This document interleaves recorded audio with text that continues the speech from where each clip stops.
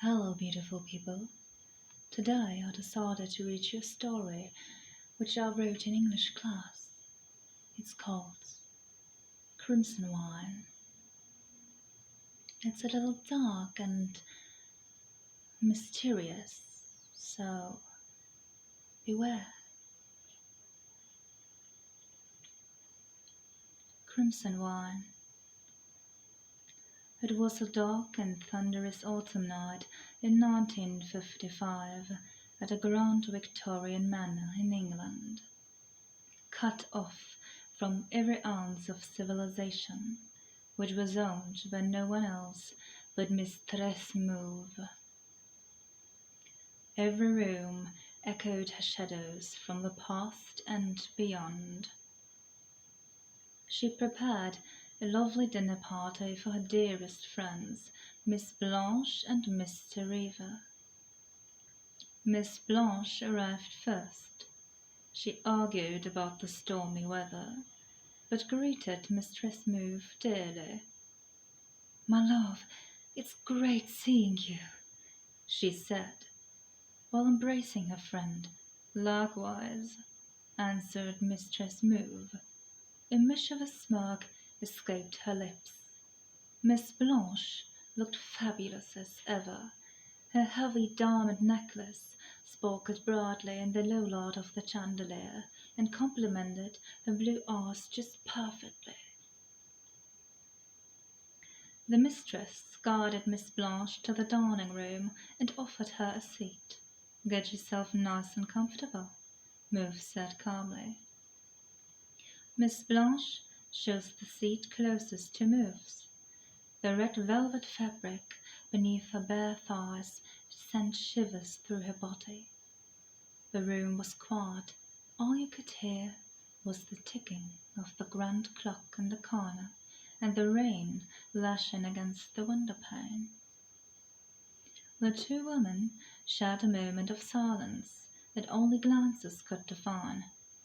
Mauve awaited her next guest with anticipation. The doorbell rang. Mauve's eyes widened. She sprinted towards the entrance. Her dark dress danced to the rhythm of her steps. It was Mr. Reaver, finally. "Good evening, mistress," he greeted her politely. "A sleek young man, youth his own." "Mr. Reaver?" The mistress curtsied in front of him and led him to the dining table, where Miss Blanche already bounced her leg restlessly. She looked straight away after Mr. Reaver locked eyes with her. He sat across Miss Blanche, with Mauve at the edge of the table. The tension was heavy, until the cook brought 3 plates of the finest Italian salad into the room. Everyone seemed a little relieved now that there was food on the table. Mr. Reaver began to eat with relish. "Bon appetit, ladies." He winked at Miss Blanche, who looked flustered by his sudden attempt. The mistress was eyeing Miss Blanche intently, until her eyes moved over to Mr. Reaver's seemingly amused reaction. The room was filled with mystery and hidden revelations. The glasses remained empty and untouched, and so did the women's plates. Mistress Mauve counted every second that had passed, her eyes fixed on the clock every now and then. After a little while, Mr. Reaver finished his plate and sighed. Miss Blanche nervously scratched her neck and looked up to the mistress, who wouldn't stop eyeing her. Mr. Reaver leaned forward and finally spoke up. "Miss Blanche, may I share my deepest Miss Blanche stood up abruptly. "You may not!" She stomped out of the room, leaving a trail of inner shame and fear. The mistress got up silently, holding her golden ankh necklace close to her chest, while giving Reaver a stare he would never forget. Mauve rushed to find Miss Blanche.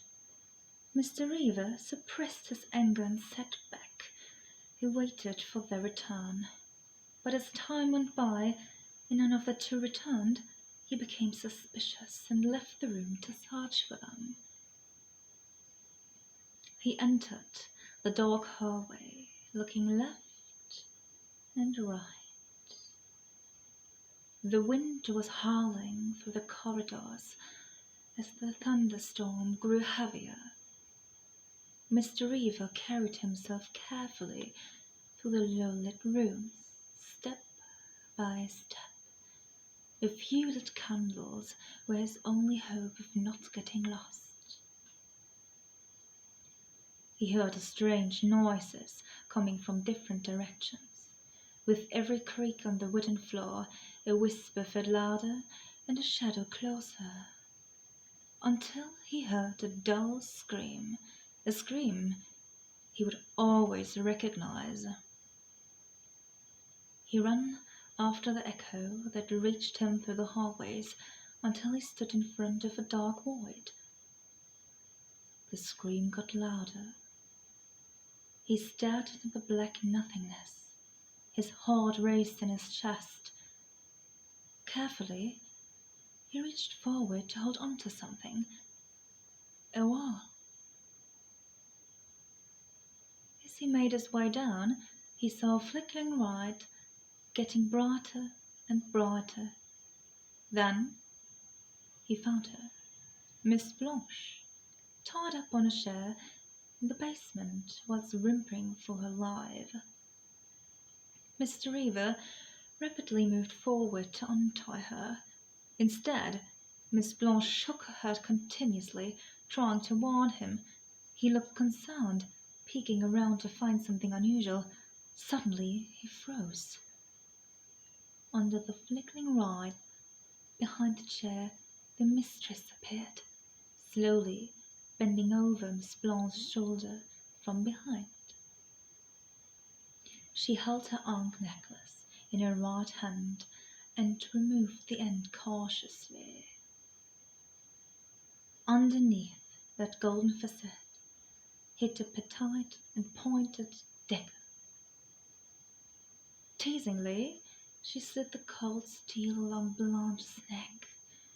Miss Blanche's breath hitched in her throat with every ounce of pressure the mistress applied. Blanche bit a little deeper into the rope around her mouth. Mr. Reaver raised his voice. "Don't you dare hurt her!" Mistress Mauve smirked at him with mischievous dark laugh. "Oh no, I'm not gonna hurt her," she responded confidently, while slowly bucking up. "But you!" Mistress Mauve threw her dagger directly at Reaver and penetrated his carotid artery of his throat. He immediately started struggling to gasp for air and fell to the ground. His blood splattered everywhere. The mistress walked up to him and pulled her dagger out of his deceasing body. When he turned back to Miss Blanche, she kneeled down in front of her, keeping eye contact. She caressed Miss Blanche's cheek gently, while removing the robe from her mouth with her thumb. Miss Blanche was captivated by Mistress Mauve's intense gaze. They shared a soft smile with each other, before a drop of blood dripped from the dagger and landed on Blanche's cleavage. The mistress slowly bowed down to Blanche's chest and carefully licked the thick red liquid off of her bare skin. Miss Blanche's breath became heavy and shallow. "We are free now, my dear," Mauve whispered. "Reaver will never assault you again." Miss Blanche's lip curled up in pain and relief at once. Her eyes shimmered with tears. Longingly, the two women merged into a sensual kiss filled with unconditional raw love and passion.